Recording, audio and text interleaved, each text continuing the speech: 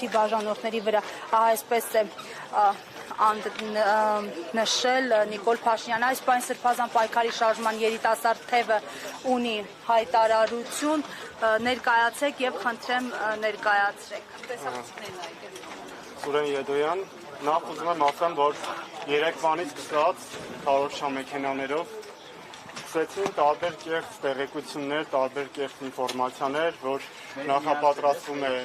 չգիտեմ, sense անհասկանալի գործողություններ, ինչը մեզ համար շատ ծիծաղելի էր, եւ ընդհանուր այդ քարոզչամեքենայի արդյունքը տեսանք այսօր առավոտյան։ Նրանք երկար չսպասեցին եւ անցան գործողությունների, այսինքն ինչ կատարվեց։ Առավոտյան ժամը 7-ից սկսած Բագրատ Սրբազանի կեցավայրը Սրբազան պայքարի տարբեր աջակիցների, շեշտում եմ, աջակիցների կեցավայրեր, տներ խոզարկությունների ենթարկվել, թե ինչի համար, թե ինչ հիմքերով, ոչ ոք չգիտի։ Ձեզանից ինչ-որ մեկի տուն խոզարկել են այս անձամբ մեր տունը դեռ այս պայդրությամբ ոչ ոք չի խոզարկել։ երիտասարդներից։ Երիտասարդներից, այո, հենց այս պահին նաև ձերբակալվածների մեջ կամ մեր երիտասարդներից։ Քանիս։ Այս պահին մեկ են։ Դուք լսել եք քրեական կոմիտեի ձայնագրությունները։ Այո, լսել եմ։ Չեմ ցանկանա այս պահին ես մեկնաբանել, քանի որ գիտենք թե ինչ մակարդակի է հասել հիմիկվա գիտությունը, տեխնոլոգիաները եւ ինչ հնարավորություններ կան առհասարակ, չեմ կարծում, որ պետք է դրան տալ մեծ նշանակություն։ Իսկ սարկած է։ Իհարկե նման բաներ չի կարող լինել, ախր մենք գործ ունենք հայ առաքելական եկեղեցու արքեպիսկոպոսի հետ, ինչպես է կարելի, որ հավատալ նման խեղաթյուրանքների։ Բագրատ Սրբազանի կեցավայրից տարօրինակ չենք վստահումի որոշ թղթեր, ինչ կարող են լինել այդ թղթերի մեջ, որ առգրավման նյութ են դարձել ԱԶ-ի համար։ Դե նայեք, այդ թղթերը ընդհանրապես վերջին շրջանում տեսել ենք, որ շատ sense իրանց համար լուրջ բան է, նաև երեխեքից առգրավել են, ձերբակալել են ամբողջ ընթացքում։ Ինչ կա դա։ Բոլորն է տեսել են, թե փողոցներում, թե, չգիտեմ, չեմ վստահում կետերում, բոլորն էլ տեսել են, թե ինչ կա այդտեղ։ Այսինքն այնտեղ գյուլելու, ավտոբուսներ այրելու, չգիտեմ, այս տիպի ինչ-որ բաներ չկա։ Գիտեք, ծիծաղելի է, շատ ծիծաղելի է։ Այս պայքարը հիմնված է ազգային արժեքների մաքրության վրա եւ նման խոսակցությունները, չգիտեմ, չեմ էլ ուզում մեկնաբանել։ Առհասարակ կարիք չկա։ Այո, կոչս, հետեւյալն է կոչս։ Ամբողջ Սրբազան պայքարի երիտասարդների անունից ուզում եմ դիմեն Հայաստանի Հանրապետության հանրությանը, ՀՀ քաղաքացիներին, այն քաղաքացիներին, ովքեր չեն կորցրել լավ ապագա ունենալու եւ արժանապատիվ ապրելու ցանկությունը։ Չեն կորցրել այդ հույսը։ Բոլոր այն մարդկանց, ովքեր որ հավատում են, որ Հայաստանը ունենալու է լավ ապագա։ Բոլոր այն մարդկանց, ովքեր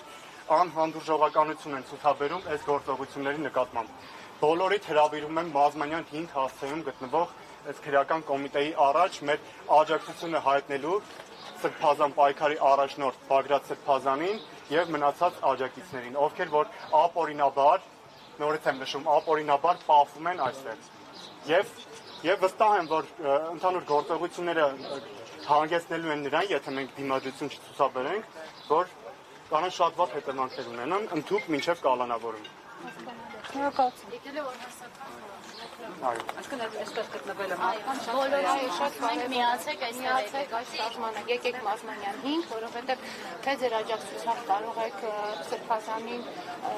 աջակցությունը փոխանցել, թե ցույց տալ, որ մենք միասնական ուժ ենք, չէ՞ որ բոլորը միշտ հարցնում էին, ասում էին Սրբազան բա երբ ենք սկսելու, Սրբազան երբ ենք սկսելու, ու ասենք այս պահի դրությամբ, այս ապօրինաբար շինցու գործը, որ սարքել են Սրբազանի նկատմամբ, հենց այս են պահնա, որ բոլորը ցույց տան, որ իրենք բոլորը մեկ միասնական բռունցքով Սրբազանի կողքին են ու Սրբազանի հետ են։ Եկեք բոլորդ Մազմանյան 5։ Դուք այդ ձայնագրությունները հետ կապված։ Ոչ մի բան, ես այդ ձայնագրությունները այնքան վատ ա լսվում այդ ձայնագրությունները։ Ես չգիտեմ ինքը իր էջում ընդհանրապես ինչ, մինչև հիմա իր էջում որևիցե մի գրված բան ճիշտ տեսել եք։ Այո, Փաշինյանի էջում որևիցե մի ճիշտ գրված բան կա։ Ինչ ոնց կարանք էլ մտածենք, որ այդ ձայնագրություններից որևիցե մեկը կարա ինչ որ մի ճշտի նոտա անգամ մեջը պարունակի։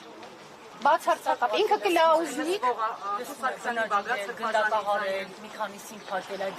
Ինչ եք կարծում, եկեղեցուն 30 տարի ծառայած Բագրատ arczepiskopos Գալստանյանը արդյոք ունակա իր ազգին, որին Սուրբ Հաննա դուք ինքներդ եք տեսել բոլոր լրագրողները եղել են Սուրբ Հաննայում, հատիկ առ հատիկ մարդկանց փաթաթվելով, գրկելով, անգամ ոստիկանության աշխատակիցներին մեր, չգիտեմ, ակցիաների ժամանակ մոտեցել է ձեռքով, հարգանքով դիմավորել է եւ ողջունել է, արդյոք այդ մարդը ունակա երբևիցե որևիցե մեկի նկատմամբ, չգիտեմ, ահաբեկչական որևիցե գործողություն դիմի կամ ասի, կամ կոչ անի, որ ինչ-որ ուրիշ մարդիկ դիմեն կան ասեն։ Այս մարդու սրտում, ինչպես Իսահակյանն է ասում, կաշին քերթես էջմիածին, նա այդ մարդու կաշվի տակ ամբողջությամբ Հայաստանը եւ այս պահի դրությամբ իր ազգային ազատագրական պայքարը, որի համար ինքը դուրս է եկել, թողնելով իր գեղեցիկ տավուշը, իր, չգիտեմ, գործը, իր թեմի առաջնորդ լինելու գործը, դուրս է եկել փողոց, որպեսզի մարդկանց տանի դեպի հաղթանակ։ Ես այսքանը կարամ ասեմ, այդ մարդը երբեք ամենավատ երազում։ Ուղղակի դա էլ է, էլի մի քիչ ասենք